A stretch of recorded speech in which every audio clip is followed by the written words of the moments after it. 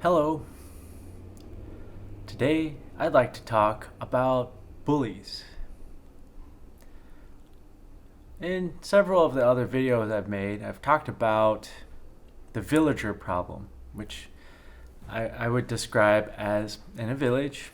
Say you're a villager in a village, and there are people that you live with, and you coexist, and you guys help each other out.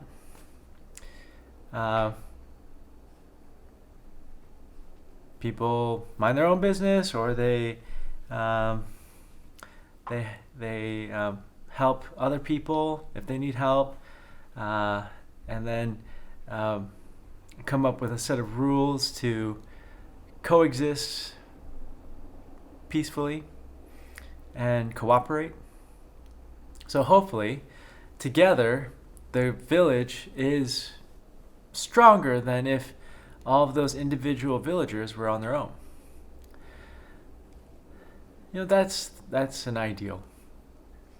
Uh, but the villager problem is when one villager or a group of villagers starts to become sociopathic or psychopathic or dark triad type of personality, which is narcissism with psychopathy or psychopathy, however you want to say it, and Machiavellianism.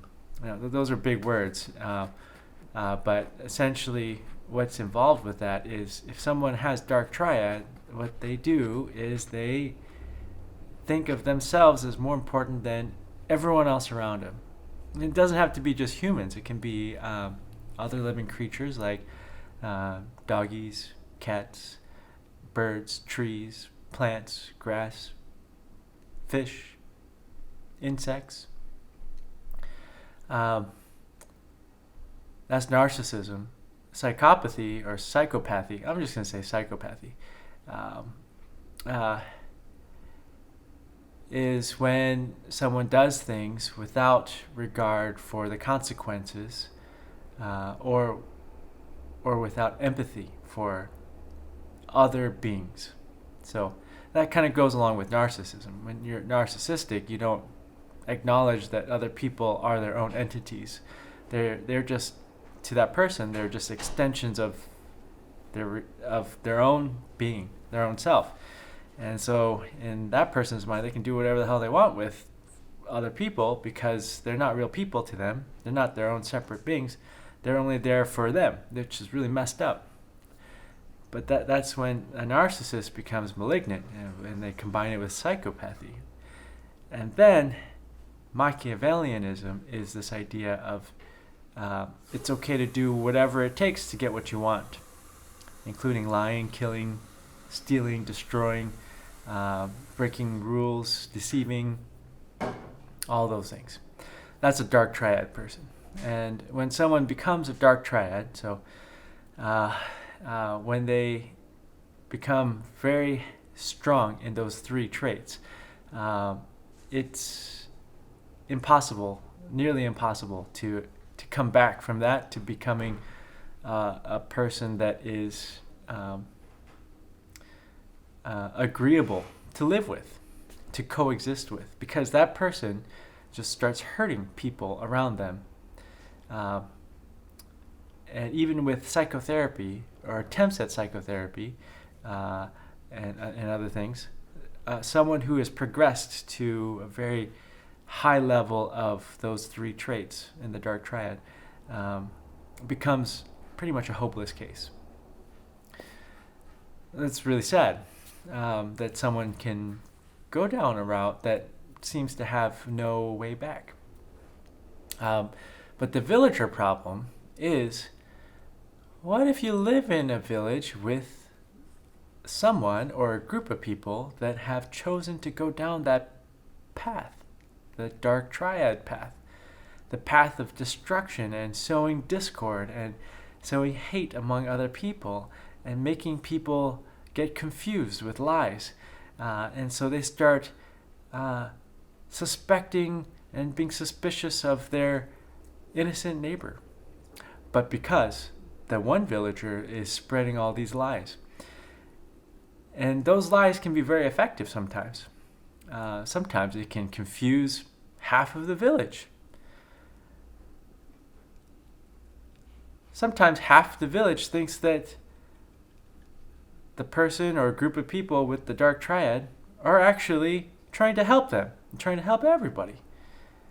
And so they support that. Well, so this is the problem of the villager problem. What do you do when a person or a group of people in the village are hell-bent on making everyone hate each other and destroy each other? And they get off on it. They get off on the hate and destruction and violence and feeling like they have power to inflict suffering on other people. What do you do? Now, I've talked about this in a lot of videos. Some of the videos were trying to understand evil. So I've talked about it then. But the reason why I am talking about it today is for a couple of reasons. There were 3 stories, 2 stories that I read, and 1 story that's personal. I'll share some details, but there's 3 stories that just happened in the last 24 hours. Well, no, I mean, one of the stories is an old one, but I learned about it in the last 24 hours. And so I wanted to share those 3 stories and then talk about it, try to process it for myself on this video. All right, so the first one is, I printed these out because I record with my iPhone, so I can't look it up on my iPhone when I'm recording, so I printed them out. But the nice thing about that is that I can print a picture for you. So here's a picture. Hopefully you can see that. What this is there's a cliff, there's a lot of snow, some snow plows, and then there is these, looks like trailers. This looks like 3 of them that are connected on these stilts. There's a helicopter pad here. This is an Antarctica research station where 10 scientists live. And for 10 months out of the 12 months of the year, this station is cut off from the rest of civilization. Now, in Antarctica, it's the opposite seasons of the northern hemisphere. So right now is the ending of the summertime and is going into wintertime there because of the way the earth is round. It's not flat, for those flat earthers that are out there that sometimes comment on this channel. And I don't even know why you think the earth is flat, because that's ridiculously stupid. The earth is round, and so and it's tilted. And so when it's summer, because the sunlight's coming, when it's summer in the northern hemisphere, it's winter in the southern hemisphere. And the South Pole is where the Antarctica is. And the opposite is true. When it's summer in the southern hemisphere, it's warmer in Antarctica, it's wintertime up here in the northern hemisphere. That's because the earth is round. It is not a perfect sphere, but it is spherical. Well, this research station houses 10 scientists, and this article is from I think yesterday. But what's going on is that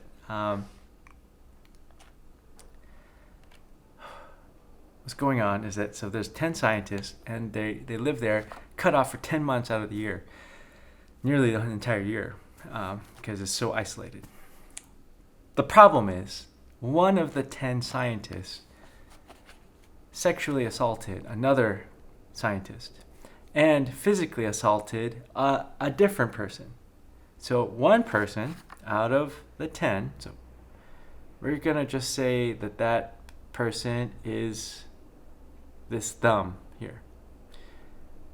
So there's 10 scientists at this research station. This thumb sexually assaulted that thumb, and then this finger, this scientist tried to stand up for this one, and then this thumb beat up that scientist. Now you got 3 more and 4 more. So 7 other people that were not directly involved in this, but all 10 live at this facility on this cliffside that's isolated. There's no police that come there. And they sent out emails of distress to South Africa, which is the government in charge of this research station. Even though it's not in South Africa, it's in Antarctica. But South Africa is responsible for this particular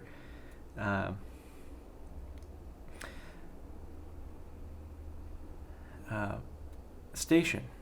And so, yeah, they said the unnamed man physically assaulted and threatened to kill one colleague and sexually assaulted another. So physically assaulted and threatened to kill. Okay, now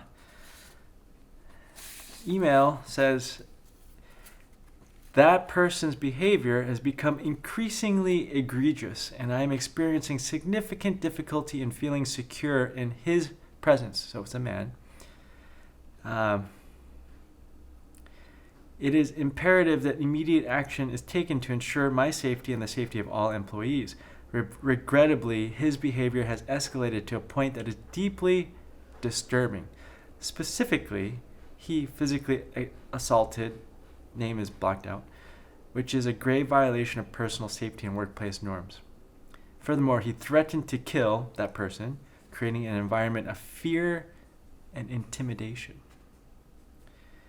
This person goes on to say, I remain deeply concerned about my own safety, constantly wondering if I might become the next victim.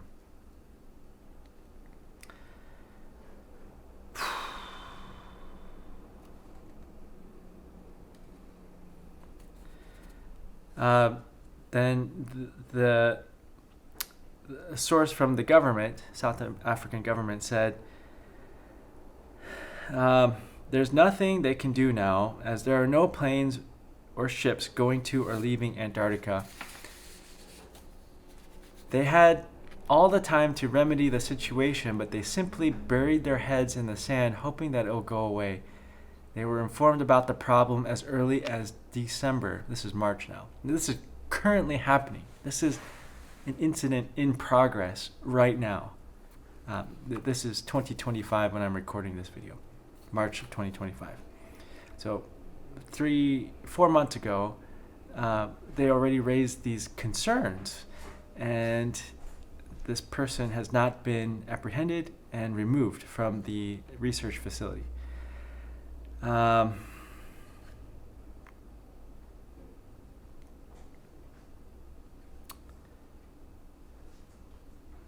So, what do you do if you're one of those 9 scientists in this research station with a 10th scientist that is physically and sexually assaulting the others and intimidating and threatening to kill and creating an environment of fear and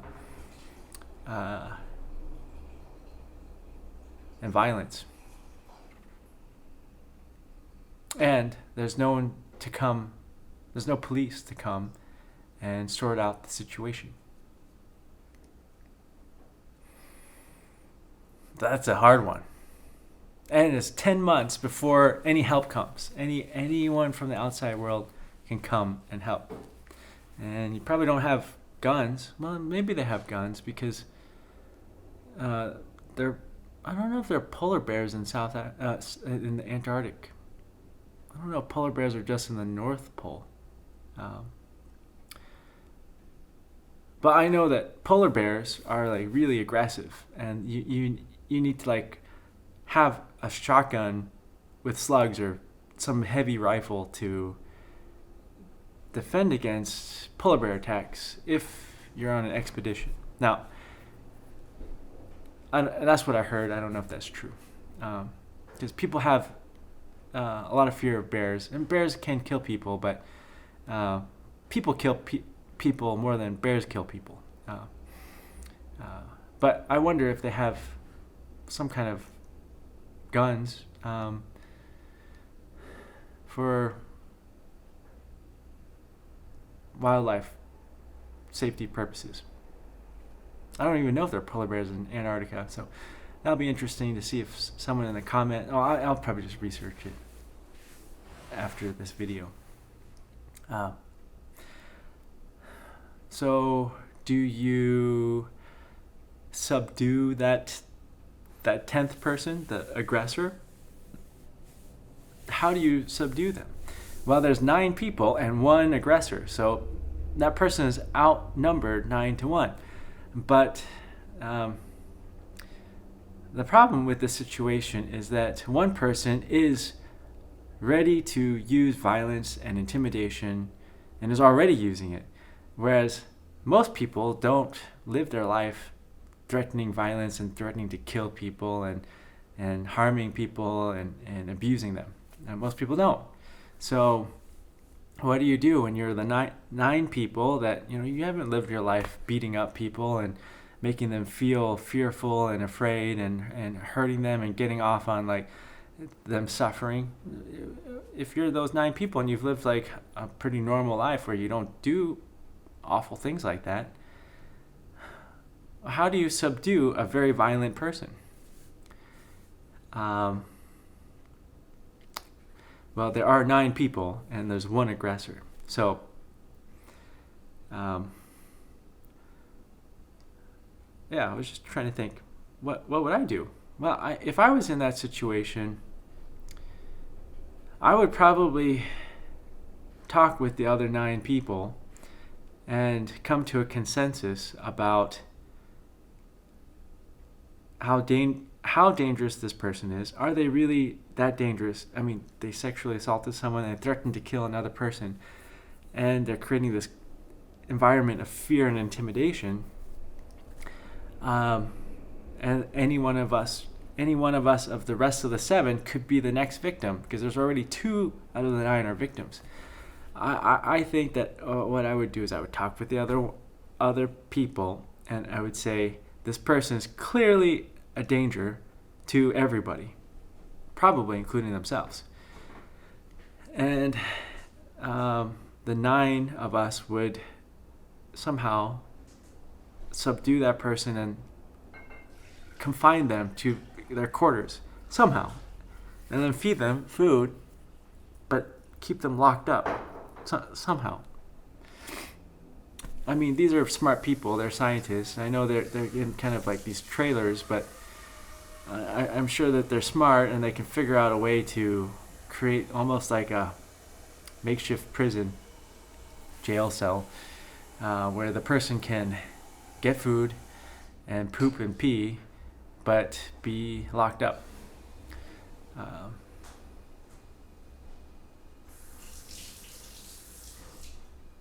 Now, there are other possibilities which I wouldn't advocate for, but there are other possibilities. Well, one is you lock the person out of the trailers, and they have to just fend for themselves in the wintertime of Antarctica. Well, they probably won't last very long. They would die very quickly. So in that way, the 9, sort of are responsible for the death of the aggressive person, but really nature killed them. Well, it's kind of hard to say, because that person's actions led to that. So the aggressor is kind of responsible for their death. And then another option is to just kill the person directly. But then that puts that person's death and blood on the hands of the 9 people. So they essentially murder somebody. And then the other option is to do nothing. And then everyone lives 10 months in fear, and possibly someone else gets hurt. So maybe someone gets killed by the aggressive person. There is already the threat of that happening from that aggressive person. So maybe someone else gets sexually assaulted, or maybe the same person that got sexually assaulted gets sexually assaulted again.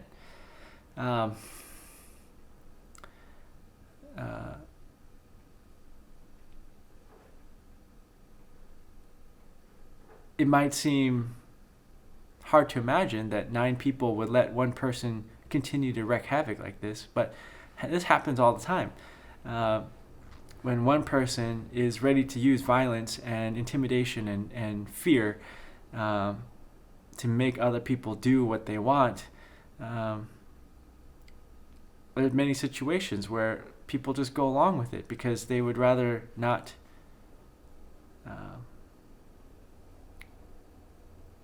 have conflict or dirty their hands. And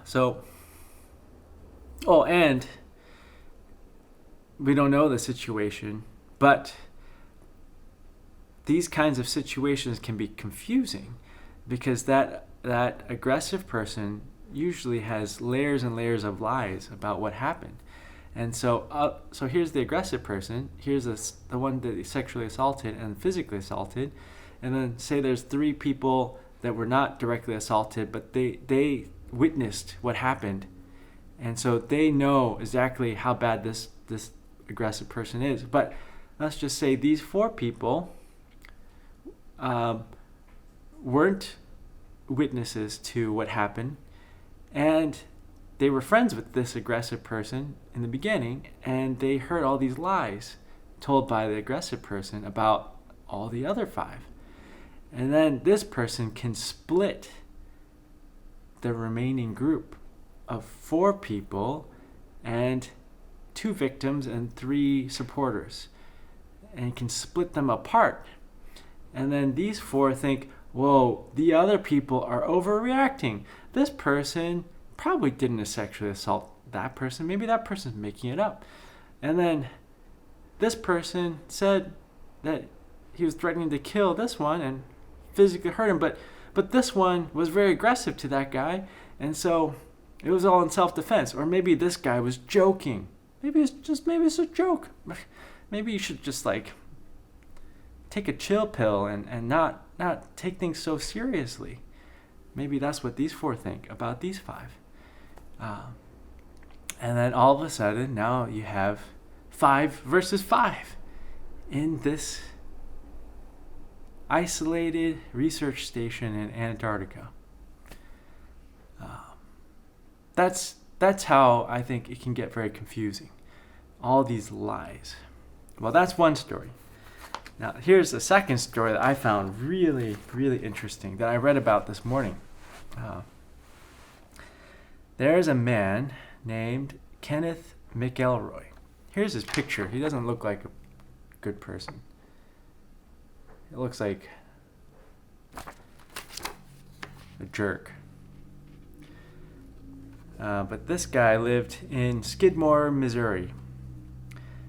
He died at the age of 47. Now, this is an interesting story, and so I'm gonna read some of the details about this. Keep track of the time here too. Okay, so Kenneth McElroy. This guy was known as the town bully. So the reason why I thought about this is because I keep thinking about the villager problem. And this guy was known as the town bully, so we'll just call him the village bully. Okay. So let's talk about who was Kenneth McElroy. Ken McElroy. So born in 1934, he was accused of dozens of felonies. Now, these included assault, child molestation, statutory rape, arson, animal cruelty, hog and cattle rustling. I have no idea what that is. and burglary. He was indicted 21 times, but escaped conviction each time, except for the very last time, the 21st time. So he was accused and charged with crimes 21 times, but 20 times escaped conviction. So what happened to this guy? So I'm gonna explain, like, just this dude. So he dropped out of school at 15 and had a local reputation as a cattle rustler. Still don't know what that means. Small-time thief and womanizer. He was involved with theft of grain, gasoline, alcohol, antiques, and livestock, but avoided conviction charges often after witnesses refused to testify because he allegedly intimidated them. He would frequently follow his targets or park outside their homes and watch them. That's called stalking and intimidation. He would sit outside their homes and watch them and intimidate them. Stalking and intimidation. So he was able to get out of 20 of the 21 criminal charges against him by intimidating witnesses till the witnesses wouldn't talk. Now this guy fathered more than 10 children with different women. And he met his last wife, her name is Trina, when she was 12 years old. She was in 8th grade, and he was 35 years old at the time.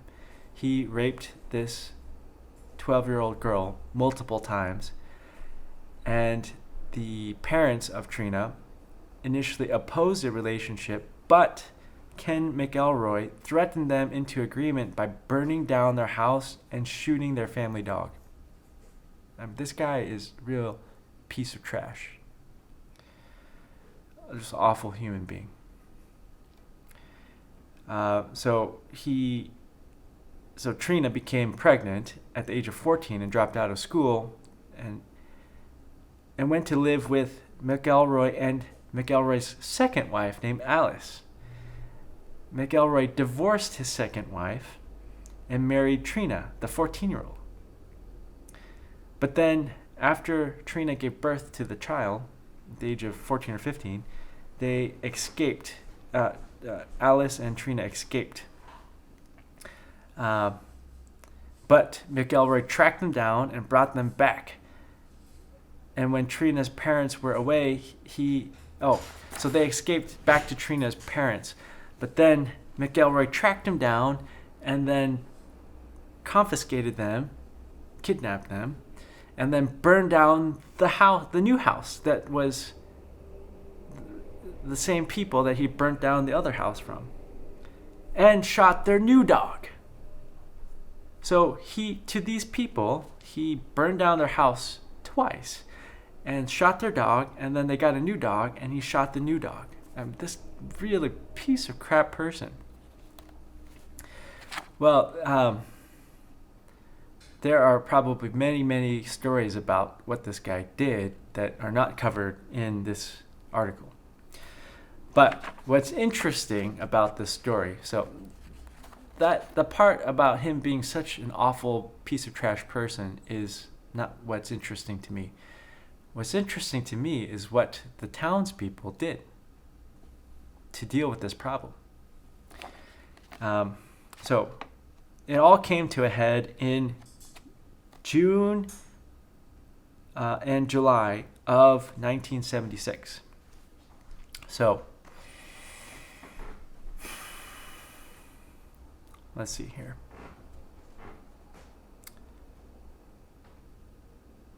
Okay, so here is how this all came to a head.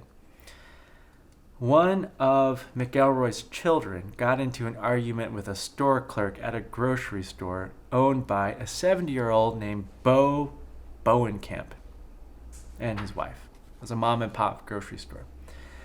And a clerk working at the grocery store got into an argument with one of McElroy's children who was stealing candy. McElroy began stalking Bo and Bo's wife, the grocery owners, and eventually threatened Bo in the back of his own grocery store with a shotgun, and ended up shooting Bo in the neck. But somehow, miraculously, Bo survived and survived his wounds. And McElroy was convicted for assault and attempted murder. No, he was convicted at trial of assault, but freed on bail pending his appeal. So he was trying to appeal that. How do you appeal that? Well, immediately after being released from the hearing, the post-trial hearing, he went to the local tavern, the local bar, with a rifle, with a bayonet attached, and made threats about what he was going to do to Bo Bowenkamp. Apparently there was very graphic threats about what he was going to do to Bo Bowenkamp's body. This is a 70-year-old grocer. And so this led several of the people at the bar to discuss, like, what are we going to do? Because this guy's hurt so many people in our town. He shot Bo, the 70-year-old grocer, and is stalking him and intimidating him, and now is threatening to kill him in front of everybody.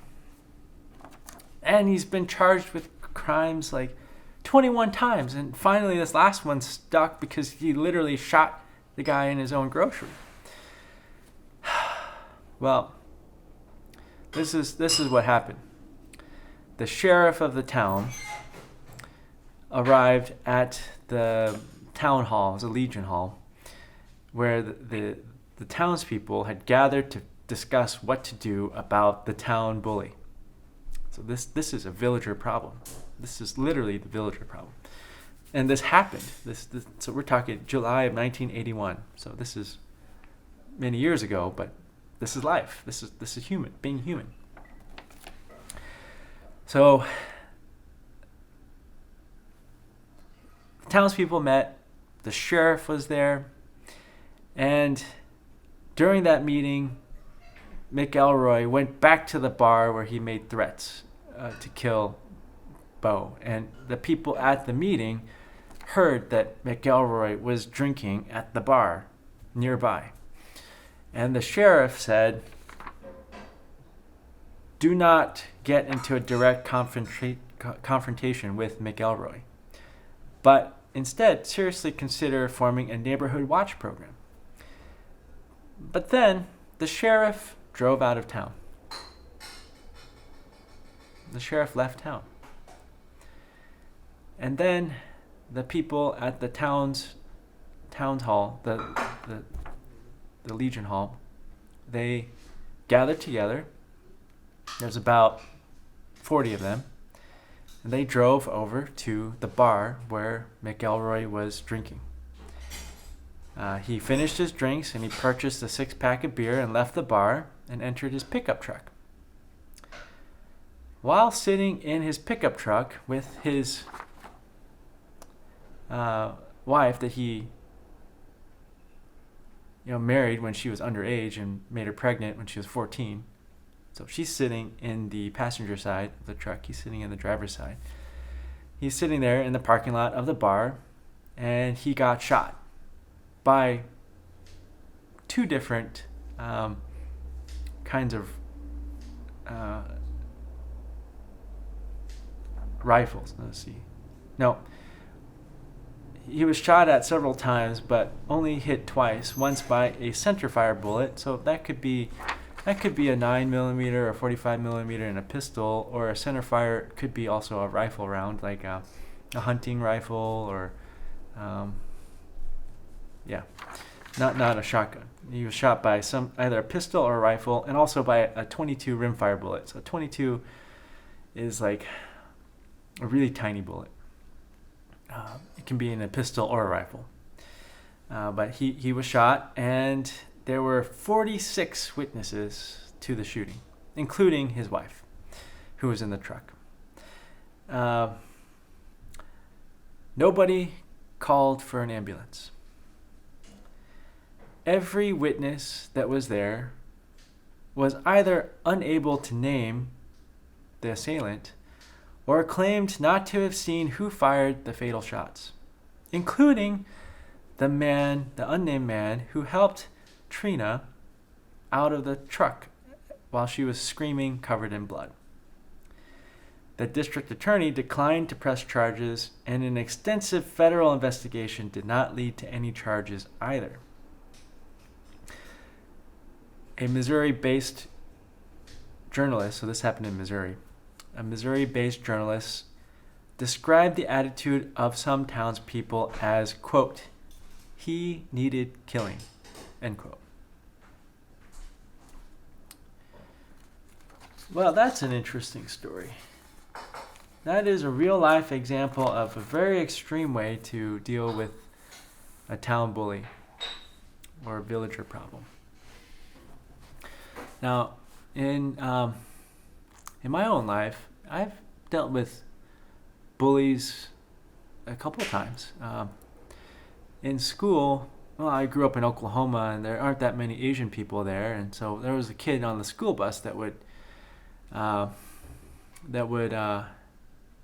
make fun of me for being Asian, and he would pick on me. And he lived in my neighborhood, and so he rode the school bus, and he would sit in front of me and like make squinty-eyed faces and like just pester me. And so one day, this was in middle school. Yeah, middle school. One day I punched him in the face multiple times, and then I got off on my stop. And then he never bothered me ever again. Didn't even look at me. Didn't even talk to me. That was one way of dealing with a bully. The thing is, when you're kids, you don't have, well, hopefully don't have guns or knives or lethal weapons. You just have your fists. But as an adult, people have guns and knives, and they could kill. Kids kill too, but as an adult, if you do something like that, well, you'll go to prison, or you'll end up in the hospital severely injured, or someone's going to be dead, and you might go to prison for life for murder. So, as an adult, how do you deal with bullies? Well, that's a difficult one. I think, so I'm just going to talk about what I've done as an adult when I've run into bullies. The first thing I try to do is just walk away. Walk away. Most of these people that I've encountered that are bullies are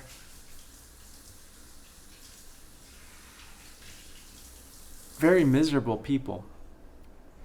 They don't like their life, and they want to blame somebody else for their problems. They refuse to take responsibility for their own choices that led them to be in a position that they have lots of suffering. And they refuse to take responsibility and ownership of those choices. So they have to lash out at everyone around them. That's what I have seen about bullies in my adult life. And so what I've done is separate myself from those people.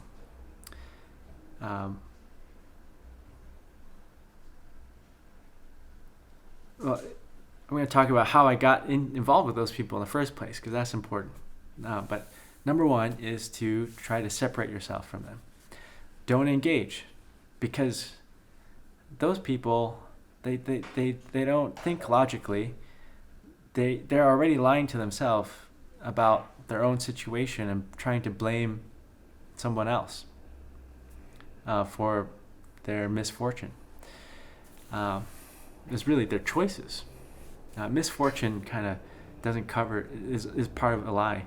It's their own choices led to their crappy situation. But they don't want they're telling themselves lies, and so they're blaming other people, including the victim of the bullying. So trying to have a logical conversation with someone who's already lying to themselves is a futile effort. In fact, it can be very dangerous because it can suck you into their lies and violence. In my adult life, the way I've dealt with it is just walk away. Cut ties. Don't even talk to them. When they try to talk to you, don't respond. Really cut them out of, I just try to cut them out of my life as much as possible. Now, that works most of the time because most people have some self-pride, and they say, "Oh, that person, they don't want to talk to me. Well, screw them. They I didn't want to talk to them anyways," and so they walk away. And then that person can say awful things about me and say, "Oh, that person's such a terrible person. He's evil. What an awful person. Like, yeah, he really is a terrible person. I don't want to talk. I don't want to talk to him." But really, it's like I didn't want to talk to them, and I wanted to separate my life. And like they can say whatever they want. Like I don't want anything to do with them. And that I think that's the best way to deal with this situation is to just cut ties. Now, that works a lot of times, most of the times. But there's a situation that I've been dealing with recently where there's a person that keeps closing the distance. So I try to create distance, and that person keeps closing the distance. This person will sometimes sit outside where I live and wait for me to come home, or wait for me to get ready to go to bed to take my doggy out to potty, and will come outside and then say mean things to me. Like call me a pussy because I won't engage with that person. Why are they doing that? Well, I think that person doesn't want to confront their own choices that they made of their own life. They want to somehow blame me for that. It's really awful.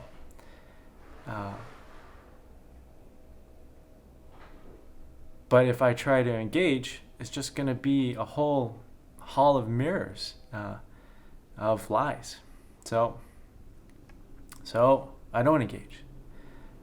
That person came last night, and I just walked away. And then they called me a pussy.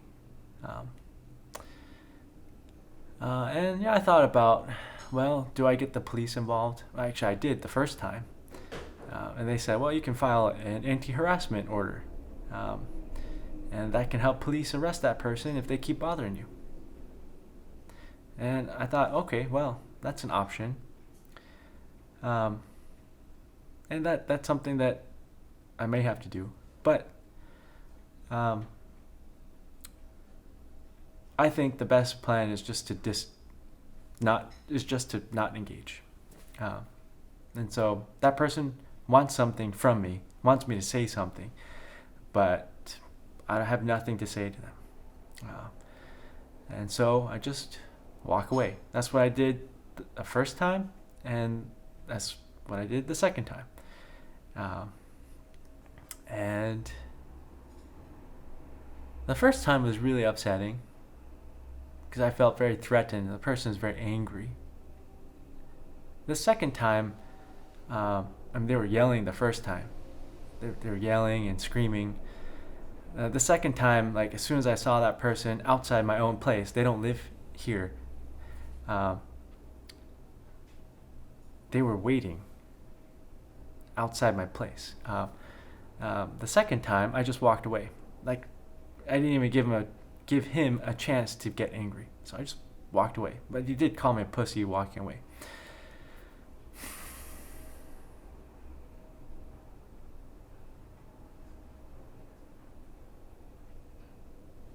Now, that person knows that I carry a gun, and I know that person carries a gun. So there is, like, some people might say, in hearing this story, well, you should really stick up for yourself and confront this person. And I'm like, I am sticking up for myself by not engaging. And I don't want to be shot, and I don't want to shoot that person. So, yeah.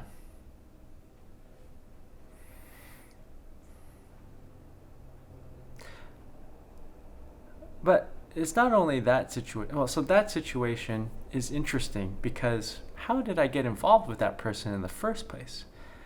And I think this is the key. This is a very important key. Let's see how long I've been talking. Oh, almost an hour. This is really important. How did I get involved with that person in the first place? And I think the reason is I had not processed my own past trauma before, where I had lived with people like that. Not like that, because that's really extreme. But I had lived with people that would hurt other people, and I allowed myself to continue living in that situation because because my survival depended on it at the time. But even when I got older and my survival did not depend on it at the time, I continued to live with the people that were continually hurting people around them. And I hadn't processed that. I hadn't understood what was happening. And the lies that I was telling myself that, oh, this person actually loves me and they take care of me, but yeah, sometimes they hurt me and other people, but they really do love me. Well, it's just lies that I was telling myself, and I hadn't processed it. That they just hurt other people, and they say that they love, but they don't really love, because maybe they're incapable of loving. Because if you don't view other people as their own being, as their own entity with choices and values and wants and desires and boundaries and rights, as a person, as just a living being, then you can't love another person if you don't acknowledge that person as a separate entity. If you view them as an extension of yourself, that's just narcissism. You can't love that person as a human being. Well, the reason why I became involved with this person that has been bothering me is because I had not processed that. But I have processed, I had not up until recently. But now that I processed it and I understand, there were a lot of lies that I was telling myself, and this trauma that was continually being perpetrated, and I was allowing that trauma to be perpetrated. Once I came to terms with that and looked at it head on and not lied to myself about it, then I can realize, I don't have to live this way anymore. I don't have to live in a way where I have to make excuses for abusers. I don't have to live in a way where I lie to myself and get continually, perpetually hurt by other people. I don't have to live that way. I can live with people that actually care about me, that truly care about me and love me as a person, and I care about them. Once I realized that, and the lies that I've been telling myself for decades, many decades, my whole life essentially. Once I realized that, then I could deal with this person better, and see through that person's lies. So that person, I think they want me to fight them. They want me to hurt them, because I think they're so unhappy with their life that they want, and they can't face it can't face that their choices led them to that life. That they want to blame somebody else. They want to blame me. They want me to be the source of their problem. So if I engage and I confront them and I hurt them, then I really would be, it would be fulfilling their delusion that I actually did hurt them and cause them a physical or legal injury or whatever. So I don't want to give them that. They need to just face up to their own life and their own choices. They have their own life. I've got my own, and that's why I did not engage, even when they call me names. So dealing with a bully as an adult is a little different. Now, that's the personal story. Now, there's a personal story that everyone's going through, is that in this world that we live in the civilization we live in, we have bullies that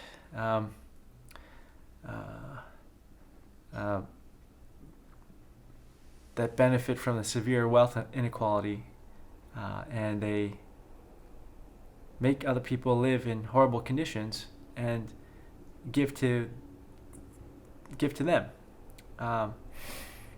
What do you do about that? Now, can you cut them out of your life? Well, what if they're in government? What if they're your boss? What if they control your job? What if they control your home, the mortgage you pay and the rent you pay? What if you can't cut them out of your life? That's an interesting question. So that's the villager problem. Now, I think about it probably a couple times every month at least. But I thought that just with a personal event that happened, and then these two interesting stories of scientists stuck in Antarctica, and then this town bully that died, and nobody knows or remembers who shot them. I just found it interesting about how people deal with this problem.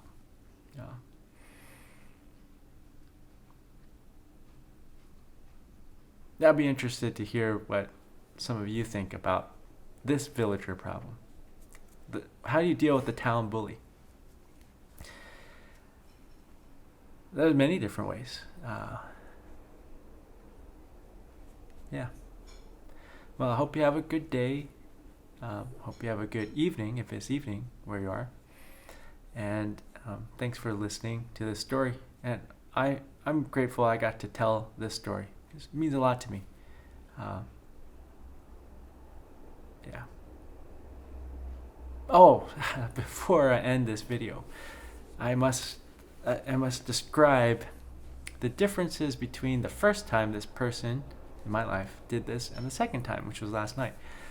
The second time, it was disturbing, like it was the first time, except way less disturbing than the first time. I already had a plan in place. I just walked away. I was actually with Doobie. Doobie and I were there, and then I just told Doobie, let's turn around and go home. Just went home, walked away. And while it was disturbing to me at the time, it quickly wore off, because I had already thought about this and I had already come up with a plan. And that person is not going to get what they want, this delusion. And I think that they will eventually realize that. So, yeah. Oh, and that combined with the fact that I've processed a lot of stuff about my own past traumas and choices, that's helped a lot. And there's a book called People of the Lie by Scott.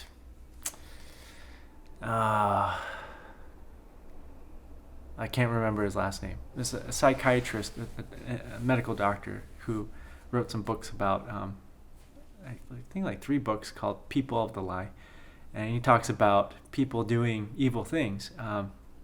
Now, one of them is talking about exorcism. Now, I'm not a religious person. I grew up in a religious family, and I don't believe a lot of stuff that majority of Americans believe. But I still find these stories interesting. And this story was about exorcism of people. Now, I mean, there's many different explanations people can think of being possessed. You don't have to think of it in a Christian theological way. You can think of possession as a personality problem, something that someone develops a particular way of thinking, and it can be so disturbing to them that they wall it off from the other parts of themselves. And so then you end up having 2 different personalities essentially in the same person. One is very hurtful, but has a lot of power over the individual, and then there's another one, and then they kind of hide from each other. That would be kind of a less religious way of thinking about a possession. What I found interesting was in these stories that this doctor was describing, just watching these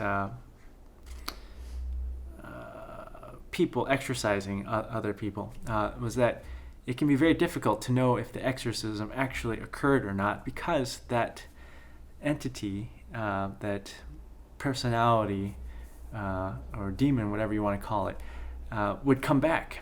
And then so you wouldn't know if it was successful immediately. But what you would see is that over time, each time that entity came back, it was much weaker. It had a much weaker hold on that person.